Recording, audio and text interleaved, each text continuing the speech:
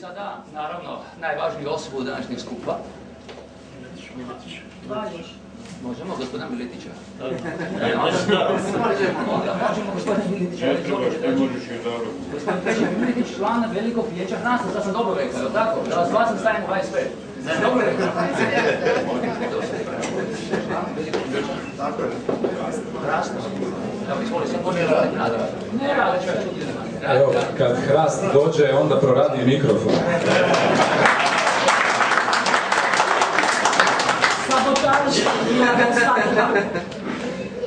Dakle, evo, sve vas pozdravljam ovdje ispred političkog pokreta Hrvatski rast, HRAST, koji je utemeljen u prosincu 2010. godine sa jednim jedinim ciljem.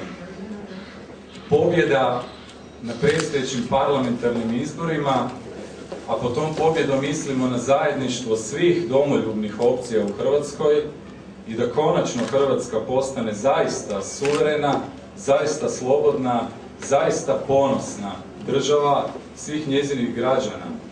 A prije svega da se mi kao Hrvati, kao hrvatski građani osjećamo u toj državi da nismo od nikoga poniženi, da nismo od nikoga prisiljeni da živimo po normama i standardima koji nam se nameću izvana, nego u onim vrijednotama u kojima ovaj narod živi od svojih početaka. Na kršćanskim zasadama, na zasadama slobode hrvatskog naroda koju je branio, dakle, kroz sva ova stoljeća. Svi možemo vidjeti da je Hrvatska zapravo danas na jednoj iznimno važnoj prekretnici. Da je ovaj trenutak za Hrvatsku povijesno jako značajan. Negdje kao po pravilu svakih 20 godina mi ovdje u Hrvatskoj imamo potrebu da se okuplja jedan veći pokret. Imali smo 71. pokret, imali smo 91. pokret i sada nakon 20 godina imamo ponovno 2011. potrebu da svi zajedno stanemo jedan uz drugoga i da konačno ovoj Hrvatskoj vratimo ono dostojanstvo i ponos koji je izgažen kroz ovo vrijeme. Ja imam običaj govoriti da je Hrvatska u ratu. Hrvatska izumire. Svake godine 10.000 građana se rađa manje nego li što umire. Cijelokupna europska civilizacija izumire. Civilizacija koja je bila zasnovana na sebičnošći, na kolonijalizmu, na osvajanju drugih terena, koja je iz, evo i ovog, gledamo Lisabonskog ugovora, izbacila i taj kršćanski temelj koji nam je svima jako važan. Zato je Hrvatski rast, HRAST, okupio ljude tamo gdje oni već i jesu. Ljudi su u različitim zajednicama, u različitim udrugama. Oni su prisutni i u strankama, da. I mi smo ponosni da u Hrvatskoj imamo stranke kao što su HSP Ante Starčević, kao što je HČSP, kao što su i neke druge domoljubne opcije. Ali mi imamo priliku vidjeti da zapravo na ovim svim izborima do sada, od parlamentarnih, predsjedničkih, lokalnih, da gotovo 50 ili 60% ljudi apstinira od tog temeljnog prava na koje imaju kao nositelji suvereniteta u Hrvatskoj. Ljudima se politika ogada.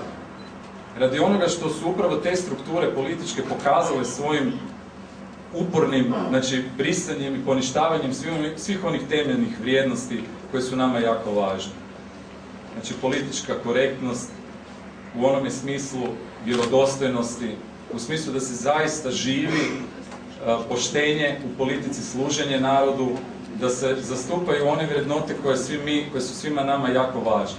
Obitelj, domovina, suverenitet, vjernost, zajedništvo, poštenje, nekorumpiranost. A toga Hrvatska ima jako puno, znači među svojim građanima, među svojim ljudima.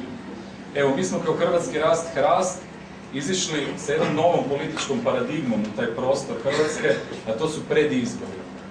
Zašto predizbori?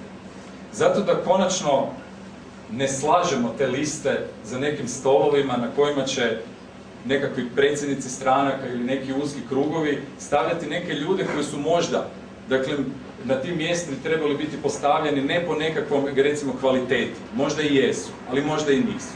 Nego da se pred građanima određene izborne jedinice probaju naći oni ljudi koji zaista vrijede, koji su prisutni i priznati u svojim župama, u zajednicama, koji su priznati na svom radnom mjestu, prepoznati od onih ljudi. I mi u Hrastu i svaka naša skupina koja čini Hrast, mi taj princip zagovaramo. Dakle, kvalitetan čovjek, kvaliteta, znači da su to ljudi koji su se iskazali u domoljublju, u poštenju, koji će zaista zagovarati, biti ne hrvatski zatupnici, nego hrvatski zastupnici u Hrvatskome saboru i da ćemo konačno imati ljude za koje kad ja kažem moja osobna vizija, da ja mogu sa mojih 4 djece biti u, recimo, dječjem parku, a da znam da sve u Hrvatskoj funkcionira, da je Hrvatska slobodna, da je ona ponosna država, da imamo ljude koji ju zaista vode u onome pravome smjeru, a ne ovo što smo do sada gledali. Preko 40 milijardi duga, drugorazredna država koja sluša diktate, ali baš svaki diktat koji dolazi izvana, država koja odjedanput više nema niti svoj identitet, niti svoj ponos, a narod koji je stoljećima gradio tu europsku civilizaciju, koji je bio temelj, koji je toliko toga donio i na području kulture i svega drugoga ne samo u ovaj dio svijeta, nego i čitavu civilizaciju u svijetu. Znači, želimo da se to sve vrati nazad, znači na ovu političku pozornicu, želimo da evo ono što vi već jeste, a to je kvaliteta, domoljubi, da konačno, pošto smo mi zaista većina u ovome hrvatskom narodu, da ostvarimo i tu izbornu pobjedu. Jer nama ništa ne znači u Hrvatskoj ako mi nešto, dok međusobno razgovaramo, se zalažemo za neke kvalitete, a gore gdje se to jedino mjeri u Hrvatskome saboru, nemamo one ruke koje bi se dizale za zakone koje će štititi hrvatske građane. Zato vas evo pozivam da ovo zajedništvo poduprete, svi zajedno, i svi oni koji gledaju ovaj skup, koji će ga gledati putem video uratka ili preko ovih portala na kojima će biti, da zaista evo i pozivamo još jedanput sve domoljubne stranke, pozivamo HČSP, najavljujem vam da uskoro imamo vrlo ozbiljan razgovor i nastavak razgovora s gospodinom Sačićem i sa svima ostalima i da ćemo naći zajednički jezik, da konačno ova naša priča u Hrvatskoj stane svi pod jednu zastavu, hrvatsku zastavu, jer Hrvatska je iznad svakoga od nas. Hrvatska je iznad Hrasta, Hrvatska je iznad svake stranke, iznad svake skupine u Hrvatskoj, jer Hrvatska to ste vi, to su građani Hrvatske, to su Hrvati, to smo svi mi. Zato svi zajedno za Hrvatsku i posebna zahvala svim našim braniteljima koji su nam evo omogućili da danas možemo ovdje stajati i da možemo se danas mi odgovorno zauzeti i naš dio odgovornosti kao mlađi naraštaj preuzeti da ova Hrvatska stvarno postane suverena. Hvala HSP-u Ante Starčević.